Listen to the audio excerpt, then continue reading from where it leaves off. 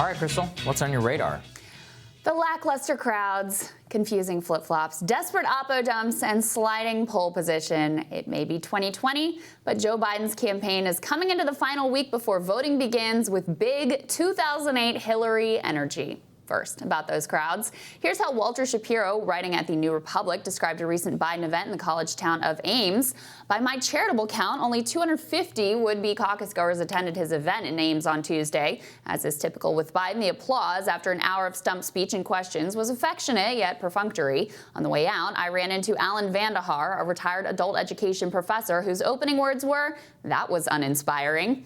Meanwhile, I suppose if we're going to cast Biden in the role of Hillary, there's an obvious, though unlikely, candidate for the role of Obama. Here was the scene in the same college town of Ames for Biden's chief rival.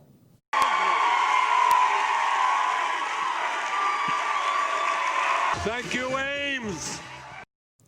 As Hillary got pummeled on her Iraq war vote, Biden has not only struggled to explain his support for that war, but has really crashed into the rocks on his past support for Social Security cuts. In a recent interview, he insisted that his position has not changed and that he does not support Social Security cuts, but also that, yes, in the past he did support a freeze in Social Security spending, which is really just a D.C. way of saying cuts. At the same time, there are signs that his team is starting to panic. As Sagar will discuss in greater detail, they've hilariously tried to grab the ultra-woke lane, seizing on the dumb Joe Rogan endorsement controversy, because it's very authentic and easy to believe that a guy who is proud of being able to work with segregationists is deeply concerned about Rogan's failure to be a trans ally.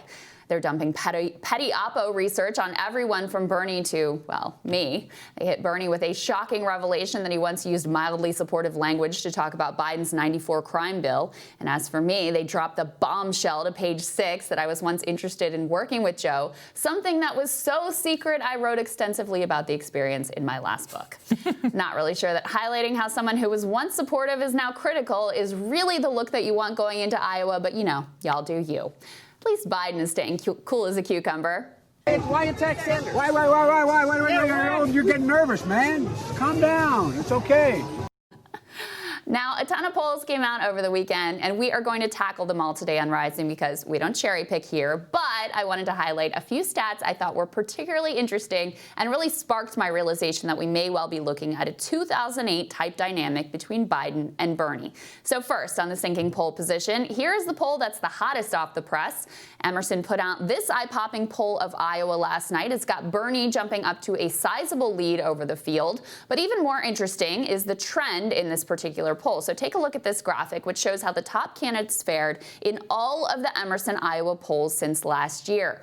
Every single poll, Biden has lost ground slowly, sliding 8 points over the course of the year, while Bernie jumped up 15. In addition, CBS asked this very interesting question about whether candidates reflected the Democratic Party of the past or of the future. Now, in some ways, this sums up the whole question of this primary and is very reminiscent of the Hillary-Obama contrast. For Biden, 65% of voters said he was of the past, and only 35% said the future.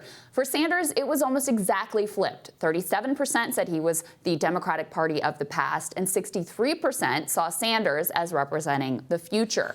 In addition, while Biden and Sanders are statistically tied in CBS's poll of Iowa, Biden is way behind on one crucial metric: commitment of his supporters. While Sanders leads the field with 48% of his voters saying they have definitely made up their minds, Biden is last among the top four. Only 27% say they will certainly stick with Joe. So here we are.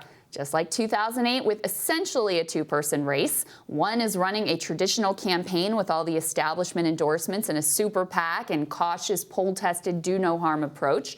The crowds are small, the enthusiasm is weak, but the institutional support and media creative narrative that he is the safe choice is strong. The other is relying on a risky approach of bringing out those notoriously hard-to-motivate young voters. He's a cultural icon, treated like a rock star by his passionate supporters. He's the best liked and is most trusted on healthcare and climate, the two top issues for Democratic voters. But like Obama, voters are not totally sure if they should take a chance on him. Many candidates in this race have sought the Obama track to the nomination of using a win in Iowa to fundamentally shift the dynamics of the race. none is better positioned to do so than Sanders, who already has a strong ground game to capitalize on early wins, and who is a candidate many would like to have permission to vote for. Wouldn't it be ironic if the man to follow the Obama path was the one who would represent a complete repudiation of the Obama neoliberal legacy? Biden, on the other hand, is making all the same mistakes as Hillary in 2008, including not taking his top competitor seriously until basically right this moment. And like Hillary before him, he may well find that it is already too late. This weekend, when I saw these polls come out and saw the contrast, and look, they're all going to Iowa, they're all having these rallies in the same town, so you can really compare apples to apples and see the complete difference in the energy and enthusiasm in that whole dynamic. This was the first time when I was like, oh, I remember this. I've been to this movie before. That's exactly right. It is so Hillary 2008. And I mean, frankly, even Hillary had a better operation than Biden does in some respects. She was at least raising quite a bit of money. And there is still a constituency of people who consider themselves Clintonites and Hillary people. But I don't really see the same for Joe Biden and the same level of energy. Now, look. Like you said, we don't cherry pick. There's still a poll from Iowa that shows him at number 1. But the general consensus, while you were doing this, I was checking through, making for the Iowa forecast by 538 on the debates. It says that there's about a 26% chance that Sanders gets more of the majority of pledged delegates out of Iowa, and that Biden has about a 40% shot. But that Sanders has actually written by 5% in just a single week. Right. So, I mean, what they said, and I think this is right, is you can essentially look at them as virtually tied. Now, when you say somebody is virtually tied, what do we always say here is with a guy like Sanders or a Yang or a Tulsi Gabbard, is they're going to bring new people into the process, and they generally outperform their polls. He outperformed his polls by 4% in 2016 in Iowa. It probably won't be that dramatic because he was up against Hillary, but 2%, and 2% could make all the difference. Right. Well, I looked at the Real Clear Politics average this morning after all of these new polls have factored in, and Sanders has now taken a slight lead